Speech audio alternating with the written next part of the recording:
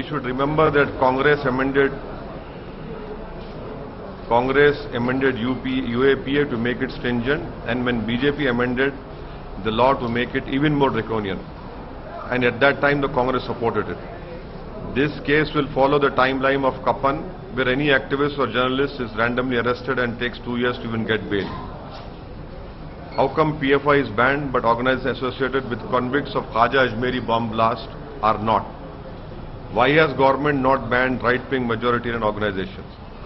This is my statement on this recent ban issue. Sir, mountain of evidence मिला है जिस प्रकार से यूनियन होम मिनिस्ट्री ने दो रेड्स किए हैं, तो जबरदस्त एविडेंस मिला है पीएफआई के खिलाफ। किस प्रकार से देश विरोधी गतिविधियां वो कर रहे थे, उसके चलते उनको बैन किया गया है। मेरा स्टेटमेंट जो मैं पढ़ा हूं, फिर से दोबारा पढ़ सकता हूं आपके लिए हिंदी में। अरे लेकिन ये नहीं, आपके लिए मैं सिर्फ अपना स्टेटमेंट पढ़ूंगा। मैं अगर आप चाहें तो हिंदी में पढ़ दूं आपके लिए। आपके हिंदी में पढ़ना जो पढ़ देता हूं हिंदी में आपके लिए, सुन लीजिए ताकि हिंदी में आपको आसानी हो जाए। भाई साहब, ये भी पूरा पढ़ते आपके जैसे होमवर्क करके किया गया था। हाँ जी, जरूर सही है। मैं आपकी काबिलियत पे भरोसा नहीं कर रहा हूं, बट लेकिन आप अपोज क्यों कर रहे हैं? नहीं, वाइल सुनिए,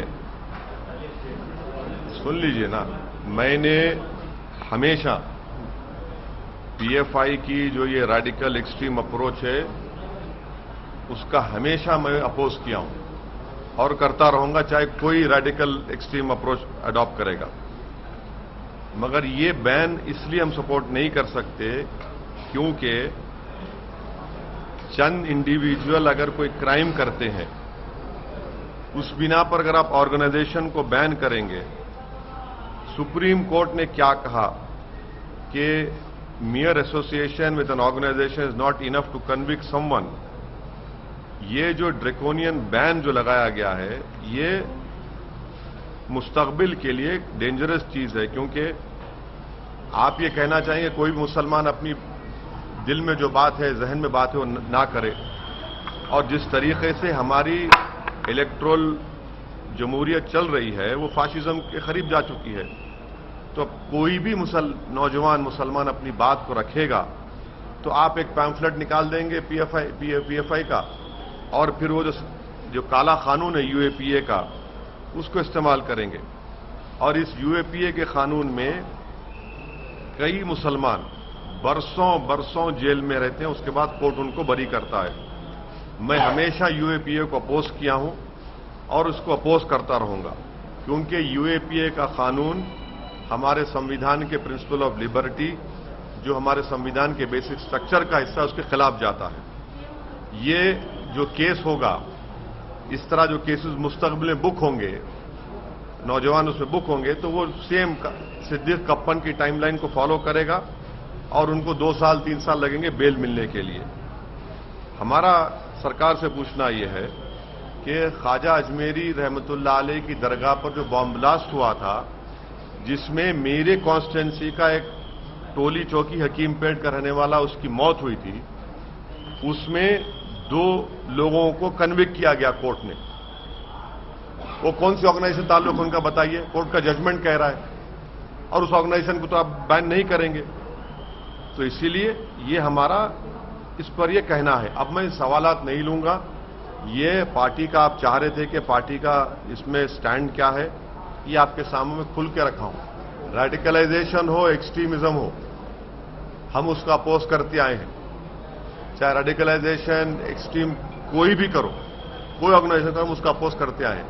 मगर जब बैन कर रहे हैं तो इन चीजों को भी ध्यान में रखना चाहिए था। सर, कुछ पॉलिटिकल पार्टीज ने ये बोला है कि आरएसएस, पीएफआई आरएसएस के पैरेलल अपने आप को मानती थी कि आरएसएस के तरीके के संगठन जो राइट विंग, जो रेडिकल ऑर्गेनाइजेशन की बात, जो राइट विंग हो, मिडिल विंग हो, सेंटर विंग हो, कोई विंग हो, जो भी रेडिकलाइजेशन और एक्सट्रीमिज्म की तरफ किसी को लेकर जाता है, उसको अपोज करने की जरूरत है। और अगर आप ये कह रहे हैं कि रेडिकलाइजेशन सिर्फ एक तरफ हो रहा है, नहीं, रेडिकलाइजेशन हर तरफ हो रहा है।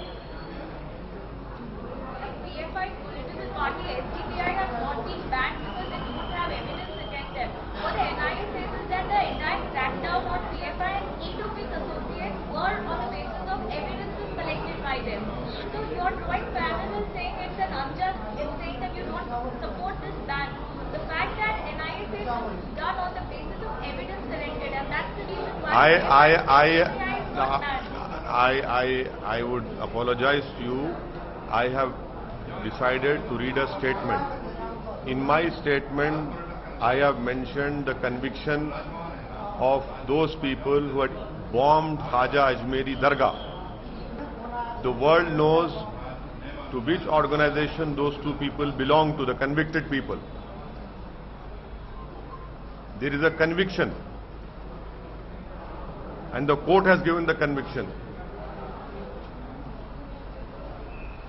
आप राइट विंग की तरफ इशारा कर रहे हो, तो आपका क्या कहना है? वो आरएसएस के साइड आप इशारा कर रहे राइट विंग में बहुत से हैं ना, राइट विंग में बहुत से हैं। अब तो कोर्ट भी ऑर्गेनाइज टीवी को बोला कि आप लोग देख के बोलो। बहुत सी बातें कोर्ट ने कही है। राइट विंग और हाँ, राइट विंग में बहुत से हैं जिसमें मैं ही नहीं हूं। सर, एक लिंचिंग का मामला सामने आया है, आपको जानकारी होगी तो क्या कहना है? अब ये देखिए, शहबाज अंसारी मंदार झारखंड के बच्चे को, उसको लिंचिंग हो गई। अब ये रेडिकलाइज कौन कर रहा है इन लोगों को, ये बताइए ना। यही तो मेरा सवाल है, इनको रेडिकलाइज कौन कर रहा है कि वो शहबाज अंसारी, उसके ये जो जानकार हैं, ये लोग जो एलेज एक्यूज हैं, ये रेडिकलाइजेशन देश को बर्बाद कर रहा है। क्या शहबाज को इंसाफ मिलेगा, या फिर बीजेपी इन लोगों को भी जो एक्यूज है उनको फिर फूलमाला पहना देगी? तो झारखंड की सरकार की जिम्मेदारी है कि इस पर सख्त एक्शन ले, और वो पीड़ित परिवार से कोई मंत्री जाकर मिले, उनको यकीन दिलाए कि इनसे इंसाफ होगा और उनकी मदद करना। मगर ये रेडिकलाइजेशन है, ये शहबाज अंसारी की मौत, उसका कत्ल, लिंचिंग, ये रेडिकलाइजेशन है, एक्सट्रीमिज्म है। ये धर्म संसद में क्या क्या नहीं बोला गया, ये सब रेडिकलाइजेशन हो रहा है। सर, शहर हैदराबाद में काफी अमन का माहौल रहा है, कोई इस तरह की अप्रिय घटना सालों से देखने को नहीं मिली है। लेकिन अभी 2 दिन पहले एक ऐसी घटना हुई कि दुर्गा माता के पंडाल में कुछ महिलाएं बुर्का पहने घुस गई। हाँ, तो आपको पुलिस, आप तमाम ने हमारे एमएलए का स्टेटमेंट आपने कैरी किया, मैं आपका शुक्रिया अदा करता हूं। वो उसी वक्त गए, उसका कंडेम किए, उन लोगों को इंस्ट्रूमेंट थे हमारे एमएलए, वो जो गंदी हरकत किए, उनको अरेस्ट भी करवाए। पुलिस का स्टेटमेंट भी है, पुलिस को भी एक्शन लेना चाहिए, डीप जाना चाहिए कौन है। ठीक है सर, थैंक यू।